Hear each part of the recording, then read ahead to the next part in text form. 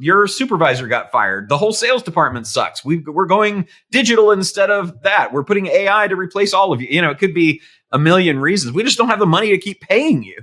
But when you say something as far as a reason, it creates a big challenge.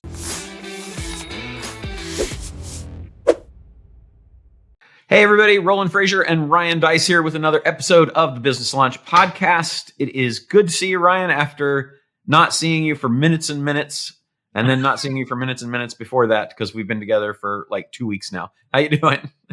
2 weeks. I'm definitely sick of you. I'm definitely ready. I'm definitely happy to be done with all of the events. But you know what I'm most happy about? I'm most happy about the fact that I didn't get fired, or I didn't fire somebody live on social media. Did you see this thing? This whole TikTok, this deal that blew up on like TikTok and Instagram, where this woman who worked for Cloudflare got laid off and filmed the whole thing? I did. And unrelated, did you see the little 15-minute meeting pop up on your calendar a few seconds ago? Awkward. Yeah, I guess she saw that they were firing people, and then she saw the 15-minute meeting come up that she wasn't expecting with people she didn't know from Cloudflare, and she figured it was going to happen. So she thought that it would be nice to record it and see what happened. Do you want to play it first, or do you want to talk about that? Yeah, no, I'd love to. I think we just play it. I mean, that's the setup, right? Is somebody gets fired, they're filming it. I would love to talk about it on the other side, just so everybody's got the context. All right, let's see if our highly technical crew here can make things happen, because I know you and I can't. Hey, Brittany. Hi. Yes, I'm so sorry. My name's Rosie. I'm just joining the call. Nice to meet you. I'm on the HR team. Mm-hmm. Hi, Brittany. Hi. Good way to start. Thanks for meeting with me and Rosie. We have an important meeting today. We've finished our evaluations of 2023 performance. This is where you have not met Cloudflare expectations for performance. We've decided to part ways with you. Yeah, I'm gonna stop you right there. Sure. So I started August 25th. I've been on a 3-month ramp, and then it was 3 weeks of... I like she can self-assess very well. I have had the highest activity amongst my team. I will tell you, managers should be there during the firing. Well, I have ideas on why they didn't. What I get a kick out of, that she's a salesperson and she hasn't sold anything, but she's decided that she's done a great job, but it's been a month and she hasn't sold anything. Let's keep going. She said 3-week ramp. Every conversation I've had with him he has been giving me nothing but, I am doing a great job. I have had great activity. I have really great meetings. I'm picking up the products very quickly, and things have been going really, really well. I make really great relationships with my clients. So I disagree that my performance... So it's 3 months she's been there and hasn't sold anything. Yeah, I mean, I get there's holidays, but it's still a sales job. We'll talk about that. Yeah. Certainly have, just because I haven't closed anything officially.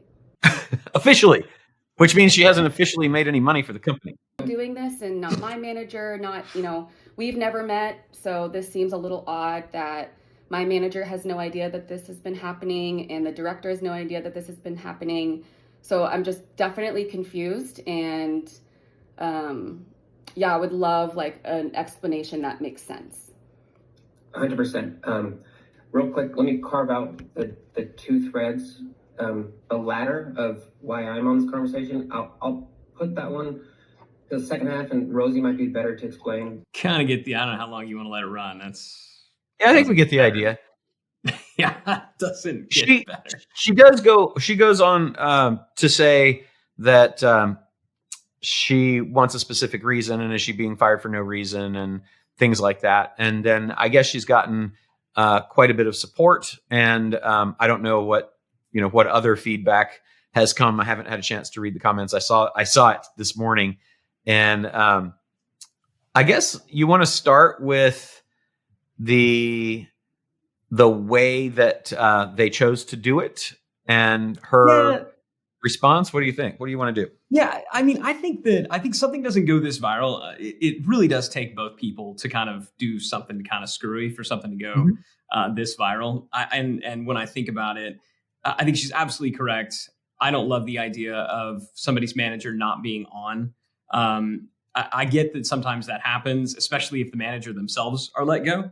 Then definitely that can happen. But to have it just be somebody from HR and nobody from that management team to be able to say that, I think that's a bad look. And even the CEO came out and said in a Twitter post, like, that's not okay. That shouldn't have happened. So, okay, mistakes happen in firing. I think the bigger issue is that when she said that it was a surprise, that all of her one-on-ones, she had gotten good feedback. That's definitely not okay. I'm a big believer that if somebody is getting fired, like not just a layoff, and even then, there should be no surprise. People should know going into this. I actually wrote a blog post, how to fire people with fairness and dignity, where that outlines a process for how you should go about doing this. And kind of rule number one is no surprises. That being said, again, just from an obviousness perspective, if you do have somebody who's been in sales for that period of time, even if there are holidays, it seems like it's probably not working out if they've literally made 0 sales. And most folks who are in sales, they understand that when you're hired for a role, if you don't make any sales, that's kind of a make or break type thing. So, I think it goes. What are your thoughts? I think it goes to her supervisor that I think a lot of people are uncomfortable with conflict, and the supervisor needs to have the training to be able to give constructive feedback, which includes criticism. There's got to be, like, they have to be listening to calls or having sales meetings. She said she had gotten feedback, so they're good at giving feedback. It's just that if it's all positive, I absolutely understand why she was totally surprised. And as far as having so I think, we can talk about that. I think that she was reacting. I'm not sure if it would have been better to give her more notice or not, so that she didn't have to be in the kind of half angry, half disappointed state that sometimes happens when you're let go, and then to have 2 people telling her that she failed to meet performance expectations, but she wasn't aware of it, goes to that. It just seems like some mismanagement there. I could definitely see that in a company like that, why they would have HR do it versus the supervisor, because of legal liability reasons, that they have a process that they go through, and these people were letting go lots of people. So they basically said, this is our process. We're going to contain legal liability by doing it this way.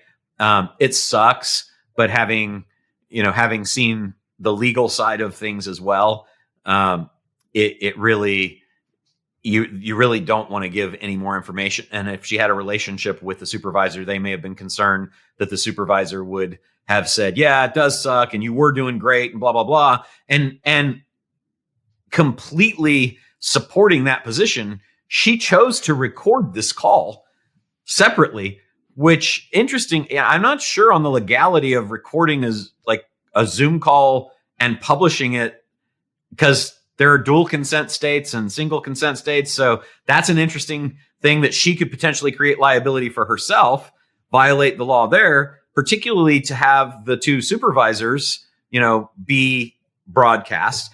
But on the other hand, why did she record it? Did she record it to create a potential legal claim against them? Did she record it so she could plan on putting it on TikTok? It's like, and what does that say to her future employability? Because I'm never hiring that person. Like, I got to think that I don't know how many views it got, but it was a lot, right? I got to think that any employer that sees that goes, man, that's very contentious.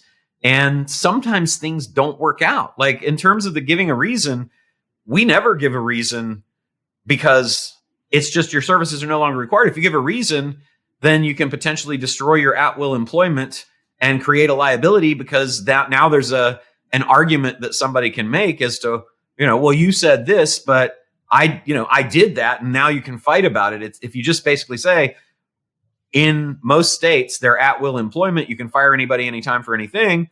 You didn't meet expectations, is actually more information than I would give too, and also kind of seems blamey. but your services are no longer required. It's like, well, I need a reason. Think about this too, though. Like, as an employee, if you're working, people get fired for no reason all the time. We mismanaged our cash. Your supervisor got fired. The whole sales department sucks. We're going digital instead of that. We're putting AI to replace all of you. It could be a million reasons. We just don't have the money to keep paying you.